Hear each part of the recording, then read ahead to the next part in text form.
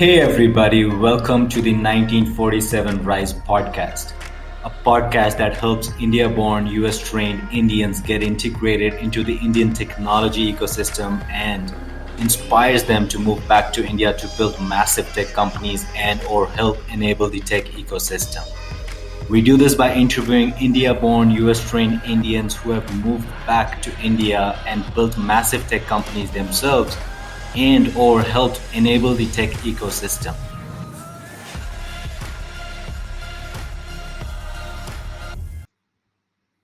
Raghav, it's great to have you on the show. A pleasure being here. Yeah, hey, let's dive right into it. Would love to get into your background.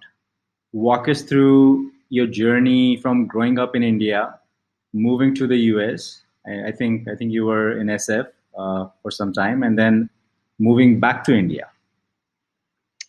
I think I spent my all my early years in this place called Kanpur, which is where my family is, and I've born and brought up there, thoroughbred Kanpuria, so to say. In early life, I had I was a very quiet kid, up till middle school, and I shifted tons of schools. I kind of shifted, from the biggest schools to the smaller schools. Had a little, swing with boarding as well. For 2 years, I was in Missouri. Um, I think, but I think after a certain point of having seen early schooling and exploring some things, my parents were very keen. I kind of get exposed to a lifestyle or a perspective outside the small town look and feel, and that's where for college options started to get explored, and that's where US became a big option. um, so I got into Berkeley, which was a big deal. I was certainly not expecting to get into any such places. We actually, honestly, we didn't have any benchmark. Kuch bhi ho jaye is good enough. Um, Mhm. Yeah. so got in there. I probably would have tried and Singapore, Canada, US, India. All options are open. The first child gets experimented on. So I think that's what I Yeah. was for parents. So got there, took the plunge, went to the US. US experience was a very interesting turning point. So I think the top experiences from early childhood would have been extracurriculars, where beyond academics, I got pushed into tons of extracurriculars. Um, and my hostel, I was in Woodstock. That gave me a little bit of an exposure outside, the just pure Indian schooling system. But US was a breath of fresh air. It was very different because there was no regiment. You're taught to ask questions and so on and so forth. And I think the highlights from my college days, what I would fondly remember, actually, unfortunately, had nothing to do with the major. I was majoring in computer engineering, but what I fondly remember are actually only two big things which I would highlight. Um, One is I remember all my classes outside my major. So I, almost majored in economics, purely driven from the need to explore and understand this world. I find economics to be extremely scientific and mathematical. Um, I think that, the science passion in me, I only actually truly realized much more recently, right? In school and college, I didn't actually think of myself as a science guy. I didn't think of myself as a nerd. So economics and philosophy classes were my favorite. So I took two philosophy classes, which I fondly remember.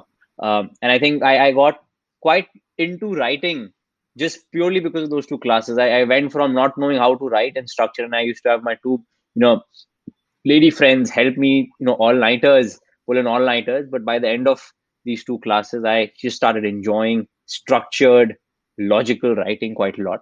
So this was one thing. And the other thing, I think the highlight in college was just the friend circle. Um, in my yesteryears, I never had the pleasure of sticking into just one school for 12 years and having bigger friend circles. But in college, I suddenly found, and we, about 20 friends, and we all lived together for a good 4 years. We were actually living in the same house even after college when we moved into San Francisco.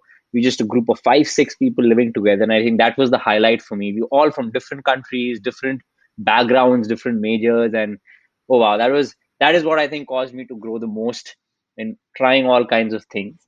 Um, Mhm. I think then the work started. So I interned at a few places. I worked in the US. You know, this was an interesting one. So, when I went to college, I started becoming very good at academics in school, but in college, again, I came back to the average. And then again, I kind of struggled through hard work into being a decent person in academics. And internships took a long while. I remember like second, third year, I used to, give interviews 20, 30, like different companies, and all of them used to reject. So I was very used to rejection in the early workhood for myself. Um, but then I think it did pay off at some point. So I got into Yelp, which was a fantastic experience. Very early days for them as well. I think the key of tech, but tech solving for daily life operational problems uh, traces back to somewhat those days. I worked at Twitter full time for about a year and a half, 2 years, where my pure thoroughbred grooming of engineering and what it takes to scale large tech teams and all the goods and all the bads of the Silicon Valley got ingrained into Mhm. me. So I think those are Yeah. some interesting journey through at least the valley life, and that's when I came back um, to India. And you wrote a blog post, I think it was 2013, and I found it very fascinating. I read it. I'll put it in the show notes, where you wrote an email draft to yourself where you laid out the options, like what you should be doing down the road. Can you speak more to that? So the move back is an interesting topic, and I'll try to articulate from my then self. Let me see how much I can remember that perspective. I think moving back is a very tempting Mhm. but a very risky option. Uh, right? And when you're in the US, you have all the reasons for why not to move back. Um, and you have to remember, I was 23 years old. I was very very young. Uh, so there were tons of things to do. Um, you know I could do the standard path of continue my work for another 1 or 2 years, do MBA, do some non engineering, as parents would say, tech, like tech ke alawa real world cheeze kar lo. So do some of that and then probably take the move. That was one option. Another option is um, try a startup in the US, right? Have a softer landing curve, right? Third option is why even need to do all of this. Like, abhi to itne young ho, like you do, figure these things when you're 26, 27, 23. Pe abhi to you've hardly started. You have no experience. What an idiot of a child you are if you're kind of leaving, your high paying, really up there Silicon Valley experience job.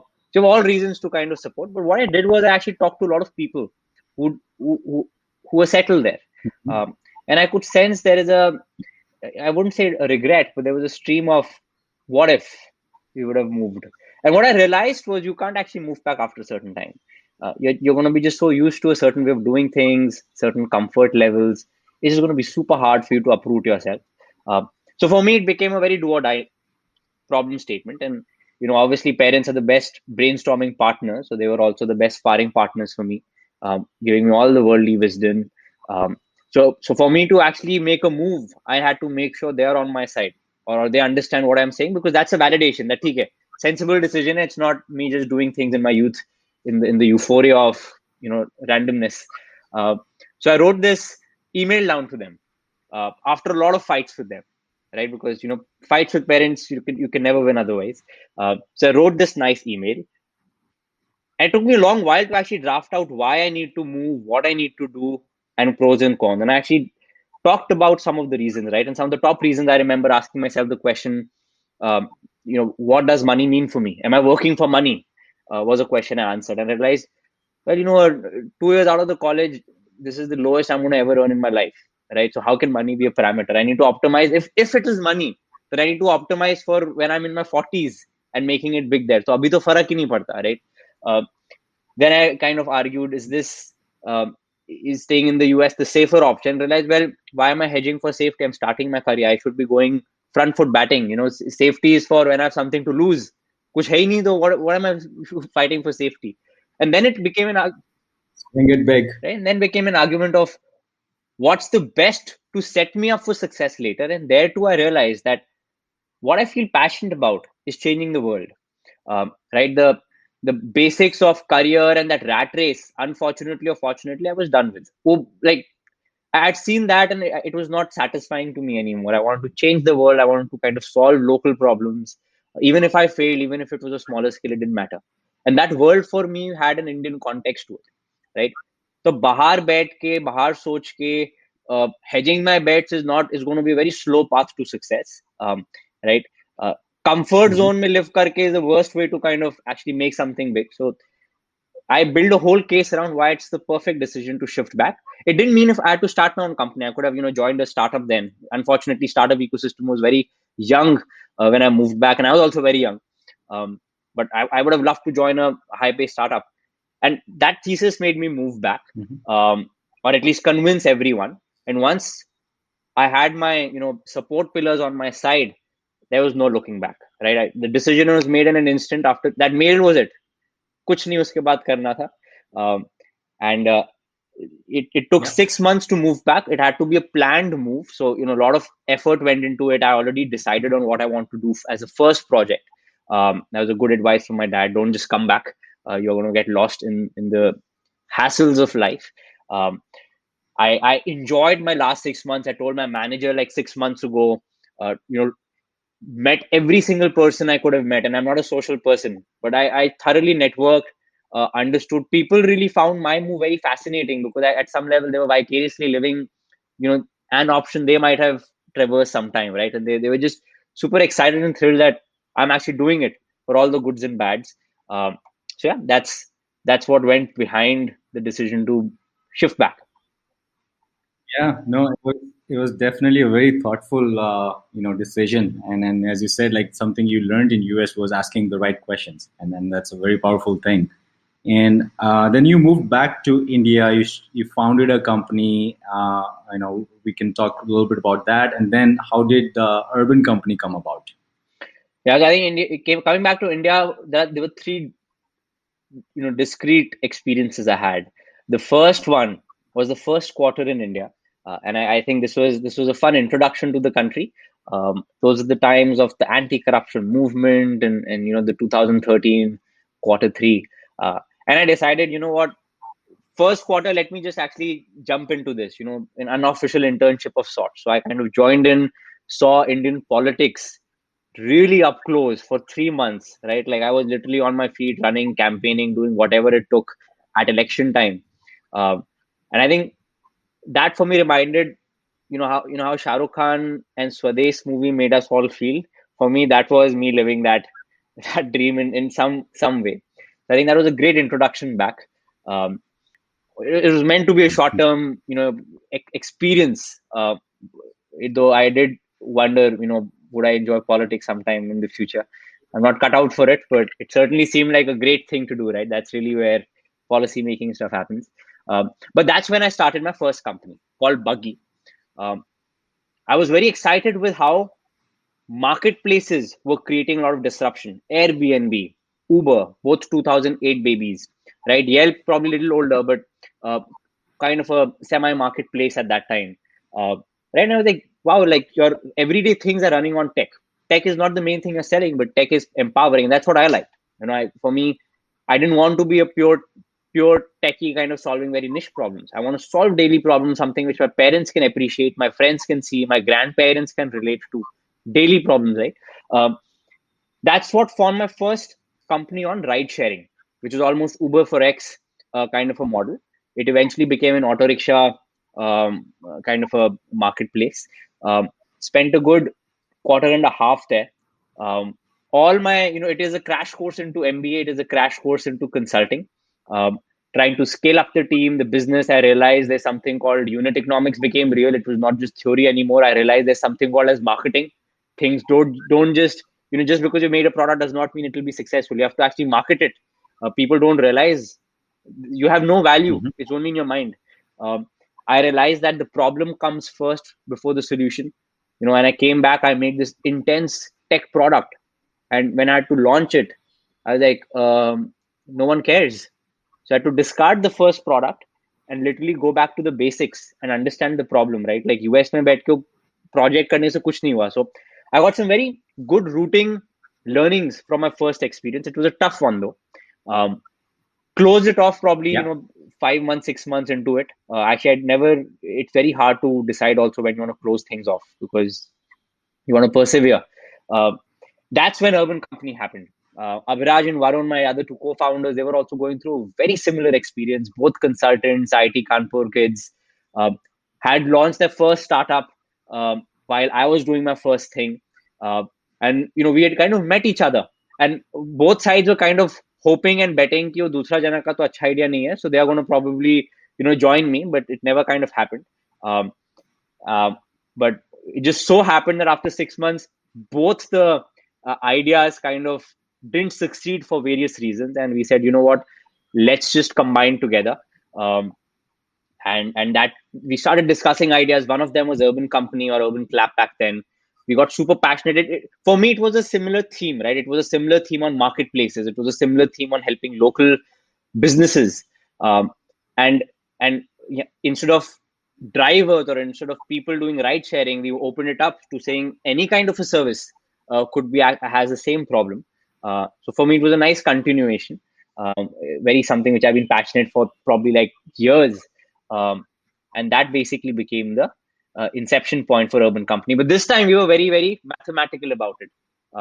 We explored the problem. We figured out what exactly is broken, what are the potential solutions. So our ability to sharpshoot was very good. So once we decided this is the space you want to do, it literally took us 2 months to literally launch. Actually, probably 1 month to launch the first product. Um, so Hmm. And so and where are we today at Urban Company, Raghav? so it's been about 6+ years. We started off in November of 2014. Um, and we've scaled it very well. We have over 35,000 individual service professionals on a platform who see almost 100% of their monthly income come through us. um, and we've fundamentally changed the way employment works. Right, there's a factory era employment where you actually have to employ, but we've actually be able to create a gig economy version of employment where these professionals can enjoy a certain degree of Hmm. flexibility, but we as a marketplace actually build an ecosystem around it where their financing, their insurances, their stability, making sure some of the policies, right, like their hard work and good quality work should tie directly into their earnings. Right, they are respected as professionals. Unfortunately, in India, when a professional enters, we don't think twice. We'll make them wait. We'll discount, get their discount because we think you know customers are kings, but there's also no equality, right? I think we've been able to change some of these notions, and we've scaled to a level where we are there in like 30 plus cities. We're there actually in 4 international countries as well, in Australia, Singapore, UAE, Saudi Arabia. Um, and I think we've scaled to over 1 million households every month which get serviced through our platform. uh, but actually, having said that, I would say we're still 1% there. The problem we are solving is there for every single household in every single country, and it is a tough problem to solve. So we have a long way ahead of ourselves. Love the mission. In fact, I'm a user myself, and it's a very methodical company that you guys are building, and I keep seeing the rave around Urban Company, especially on Twitter. And Raghav, all three founders came together when the first one didn't work out, and of course, like there's no such thing as overnight success, right? Were there times at Urban Company as well where you thought, maybe this could be it? Like now we need to figure out the third company. I think Urban Company, not so much. My other company, multiple times. I think the thinking is very important, and some of the life experiences teach you as a person how to frame the right question in your mind. And if you're able to frame the right questions, you're probably not going to completely reevaluate your starting point. You'll be basically tweaking. So in first company, I think for me, I had a lot of failure points. uh, right, and it was an evolution journey of why, and then you realize that thesis itself was starting wrong. In urban company, we've been very first principle. We've been very rational with our thinking. But I'll tell you what changed. Um, I think that oftentimes these decisions are not as black and white, right? They're somewhere in the gray on, is this working? Is this not working? Um, so we've actually pivoted. We've pivoted. We've had small mini pivots through our journey. Um, so our starting point, we were a lead gen model largely. What this meant was, I'm a customer. I want a yoga instructor, so I will actually go to urban company, put in my request. Urban company will take the structured details. Urban company will introduce me to five good professionals in the area. So the professionals actually reverse auction. They reply to the customer, right? And we were able to cut short this negotiation period. But that was it, right? We didn't go beyond that. We were a multi-category company. But what we realized is services बहुत टूटा है. There is no definition. मतलब quality तो बाद में आएगा. There is no definition of what exactly is a plumbing job. What is a good yoga uh, session? There's no definition in services sector, and we realized sectors definitions are broken and the quality is so broken, so the company can't be built on such shaky grounds. And that's when we decided that, hey, even though we are a horizontal, we have to go very deep and we have to standardize quality and we have to upgrade quality, uh, right? And it was an unthinkable action for a tech company back then. How can you be a horizontal and a vertical at the same time? Either you're a vertical or a horizontal, right? But we took that move. Um, and this was probably like a year, 2 years into our journey, and we started going full stack. So we removed aggregators. We started getting directly the professionals. Now these professionals had never earned money through their phone. They were never used to digital payments, right? They'd never actually freelance. They had to take a trust on us that they were leaving a permanent job. A barber had to leave a permanent job to be on us. So we went through that move. I remember buying phones and battery packs for a first set of professionals because they weren't used to it. Up to care, everyone kind of understands this model. Um, we literally opened up training centers. We started training professionals, right? So today, so I think consumers don't understand this as much the behind the scenes, but we have in every city category we have hardcore training, um, right? 40 days some professionals get trained, and there's a lot of tech involved in this to scale it up, but it's fundamentally us grooming and training talent, right? Even the products which consumers see, the small uh, you know single use sachets or the tools or the spare parts actually come from a centralized warehouse which we have, because it's very easy for partners to go on their app and buy it, so that they don't have to go around the market and figure out negotiated pricing. So a lot of work has gone into being very full stack, and we've completely flipped from being a horizontal lead gen player to being a very different model to actually owning the full supply chain of what it takes to deliver a service experience. And I think the defining moment was, I think, somewhere in the second or the third year, we took a call to shut off our original business. So original business used to account for a little more than 50% of revenues, right? Uh, and we said, what, this seems great and this is really appetizing, but there is no fundamental value we are creating here, right? It's just an arbitration plan. We took the bold call of shutting it off, and since then we've only grown with this full stack way of growing, and we've been very happy. So it's been a completely different company we've been able to build around from our starting point. And it's not one move, it is actually successive moves. But it's we've if you compared our first year to today, it will be a completely different operation. Along the way you've been figuring it out, and yeah, you've definitely built an entire ecosystem around the home services category out in India and now other countries. And fast forward to today, Raghav, 2021. uh, you learned few things in US, and you said, like, it's better to move back right away because you could get comfortable.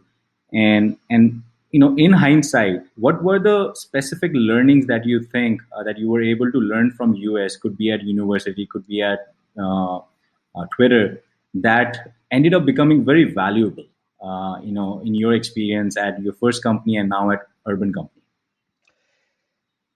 So I think the ecosystem is different. And when we say US is a lot of things, and that's the wonderful thing about that country. Um, I'll talk specifically about Valley, and in that Valley also I'll talk specifically about the San Francisco and maybe some clusters, the Mountain View, Palo Alto cluster, uh, which has a very different bias or perspective, right? Majority are tech companies. Your business leaders, your investors are all, tech first. Uh, and the interesting thing about, and they don't have to be engineers per se, they're just surrounded by companies which have required tech as their DNA to build out. And I think that has given a certain perspective to that specific niche bubble, right? And I think it's very similar to how philosophy majors will operate. That ecosystem is very strong on mental models. Um, the thing about tech is you have to build long term. Nothing in tech kind of, I mean, sure, you can code up something very quickly, but uh, you're building, you have two workers and you're trying to build a tall building, right? And you're laying one brick at a time. By the time you're at the 99th floor, you will build 99th floor. But if you have to change something in the first floor, that is impossible to do, right? So tech grooms you and seasons you to be a very long term thinker. And I've seen people become very strong with mental models to debate and argue things. And I think um, that's something which I appreciate more when I kind of look back on the mentors, or when I even hear people from that ecosystem. There is a certain amount of intellectual rigor which they showcase. I think just it's probably just solely because the maturity of the ecosystem. And India will also get it. Um, I mean, consultants in India kind of showcase very similar thinking, right? But I think that's one thing I respect. There's a certain perspective, a certain DNA which is just ingrained. I don't have to profess it. Um, so I think this was one interesting thing.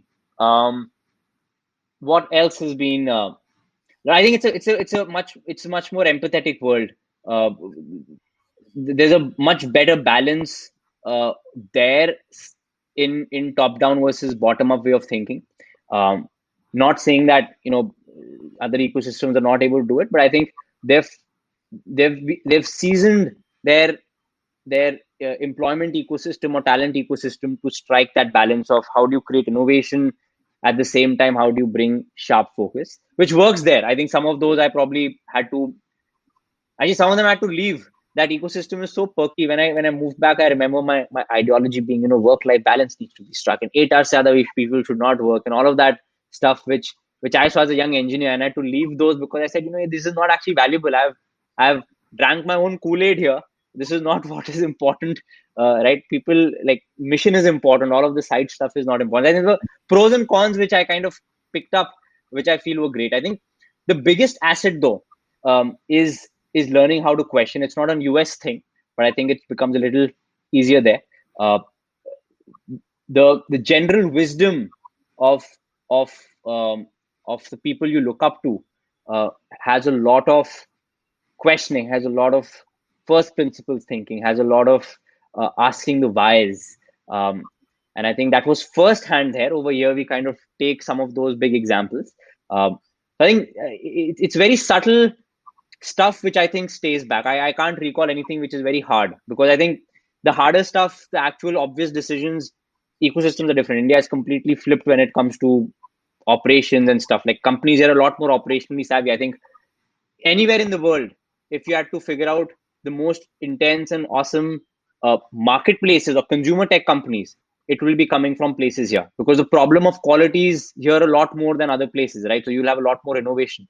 So it's often the subtle things, I think, which are a little different. Yeah, yeah. No, Abhishek of Oyo said the same thing, where he said if you can build an operational heavy company in India, you can build it for the global. And you're right. It's really long term thinking. Secondly, the culture, the ecosystem that they've created. Silicon Valley is more of about the culture that they have. And then thirdly, asking more and more whys, right? Why this? Why that? Um, Raghav, a failure, at the moment, it was like the worst thing that you thought could have happened, but that was, in hindsight, was the best thing that happened to you. Is it fine if I say if I duck the question in some way? So my mind actually does not look at explicit failures or success. I don't know. I can't comprehend. Uh, I think every opportunity or every experience has a learning, um, and it's success. So success or failure is only in hindsight. So when you're actually doing it, um, right, it is just life is just or company building is just a bunch of experiments. Some of them will succeed, some of them will fail. Um, Innovation will come when you are failing. So you if you're not exploring a lot, then you don't even know what you're missing. Right. So failure, I think, is a very essential part of success. So for me, it's not a bad thing. I think it's a good thing.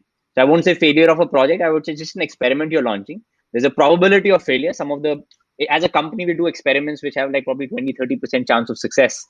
So the default answer is I'll put my money on it failing.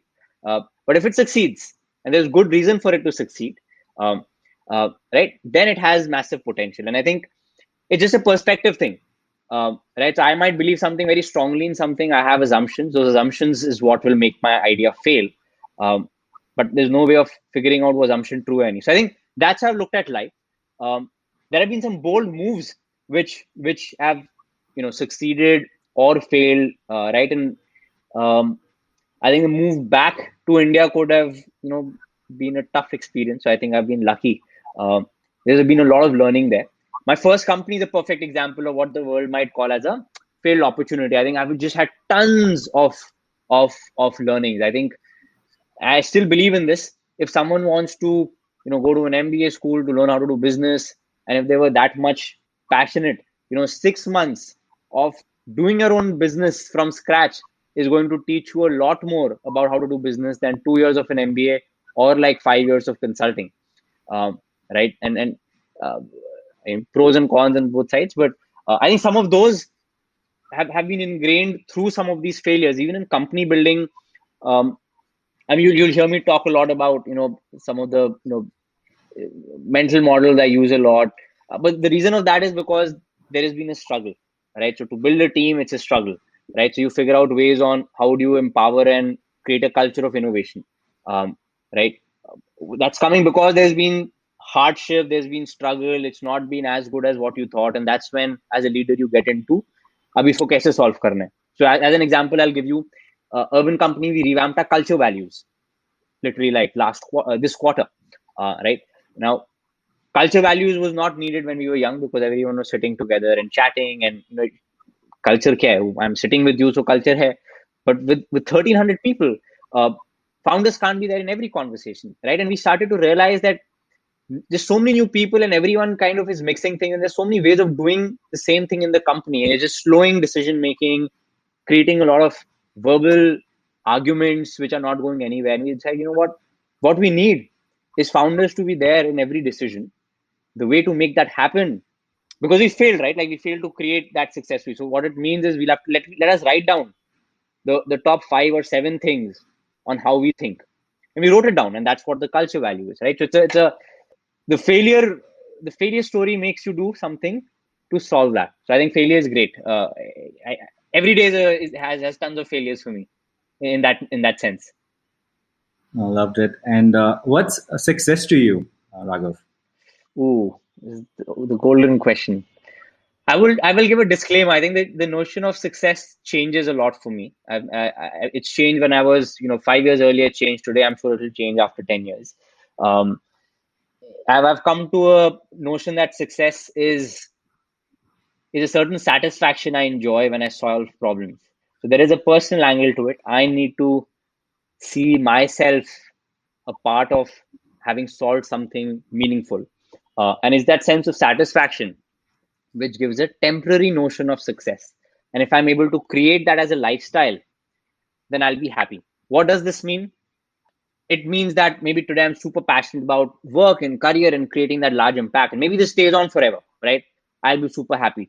Maybe for some people, it means that, there are, families. I mean, COVID is a perfect example. Second wave, we didn't think about company building. We thought about people. We thought about our employees, our partners, our families, everyone who was really struggling. I mean, every third family I know had a serious case. All right. That's how bad it got.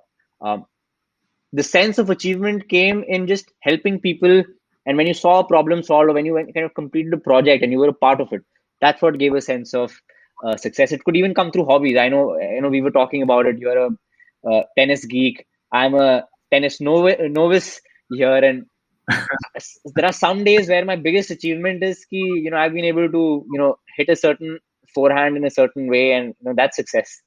So there's a sense of achievement. So I think the ability for you to trick your mind into creating these small milestones and you achieving them, I think creates a good euphoric sense of pleasure and success. And that's what it is. I don't think there is a very meta definition here. I got you on the tennis part. You can count me on that. And so we know you because of Urban Company. What do your friends know you for? Who is Raghav? Ooh, my friends know me as there's a couple of angles they'll know me for. I think the things which I like them to call me would be things like I'm extremely empathetic. I'm extremely uh, I've heard the word uh, perceptive and conscientious. Uh, the empathy DNA is very hard, but I think what they know me most for uh, is the class clown. I'm the jester in the friend circle. So so it's me and there's another good buddy of mine. We are like the clowns of the friend circle.